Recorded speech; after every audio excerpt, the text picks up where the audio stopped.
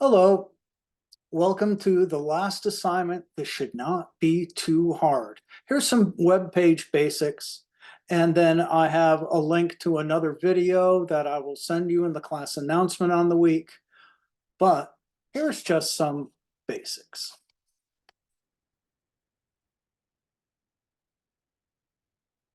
Oh, sure, I'm sharing. Yes, we are definitely, now you can see it.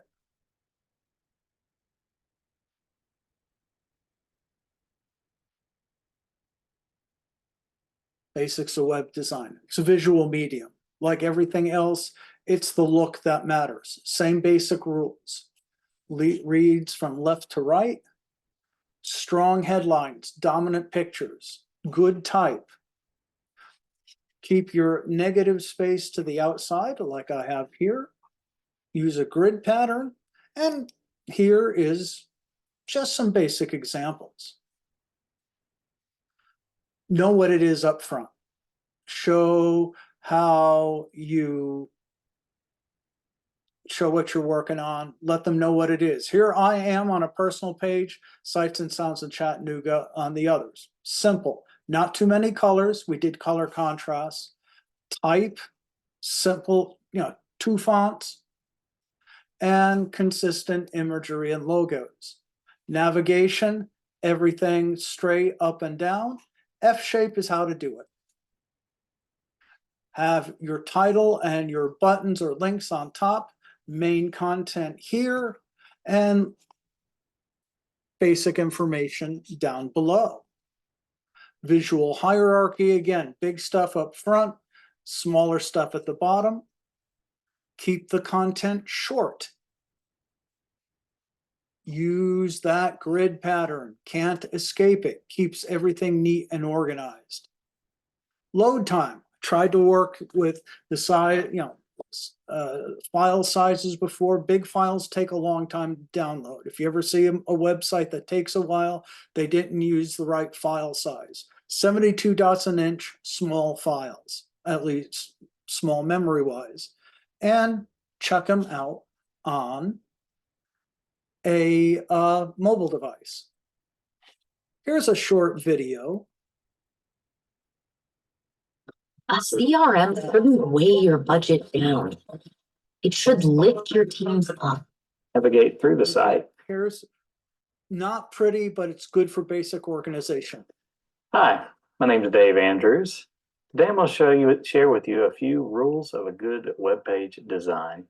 Let's go to our computer and I'll show you an example.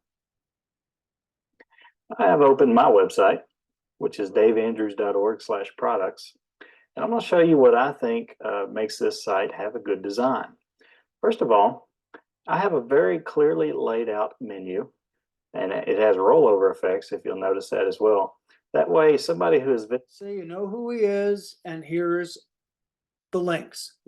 This is the basic layout and organization of any web page. My website can tell exactly how they can navigate through the site immediately just by looking at it. You can tell that if I wanted to go to my press page, I'll just click on press, which pulls up all of my press releases. If I go back to my main site, it's usually going to be a good idea to stick with the standard of having underlines on your links. And as you'll notice, this Easy Server Monitor Complete is actually underlined. Some sites nowadays are going to the trend of removing that underline. And if a visitor is used to seeing links be underlined, they won't even realize that that those are links. So they'll never click on them, and therefore they'll never navigate your site. It's also a good idea to either use the standard blue or just some kind of color that offsets your links from the typical color on your page. That way, yet again, they can realize that it's a link that they're able to click on. Now, another good idea is when you click on, let's say you have, for instance here, a listing of a product. Every single thing that I click on for this product that has to do with it, such as features, frequently asked questions, they take me to a page that has a header that matches the text of the link that they just clicked on in some way, shape, form, or fashion. That way, let's say I clicked on frequently asked questions here, but what I got to was how to buy. That doesn't make any sense. I won't read any of this, and I'll just click back and I'll go somewhere else. So make your headers on your web pages match the navigation links that are going to them. Good basic organizational stuff.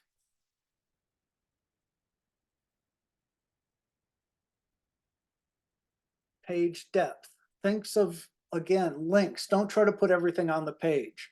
Have links. Front page should be a menu to the inside, hyperlinks to outside. Think of ways to get people interactive. Here is, and I have it on the prompt for the assignment, and it's in my other video from previous class. Good example of if you want to use the if you want to use the content I gave you. And here's an example again. It's in the prompt and in the other video of my personal site. Here are some other links to look at. I have the best one separately on the modules. And here's basic startup sites. Weebly, Wix, WordPress. You can use, I've used Google Sites lately. So you don't have to do coding. They'll help you set it up, but what you put on it and how, that's the difference in this class.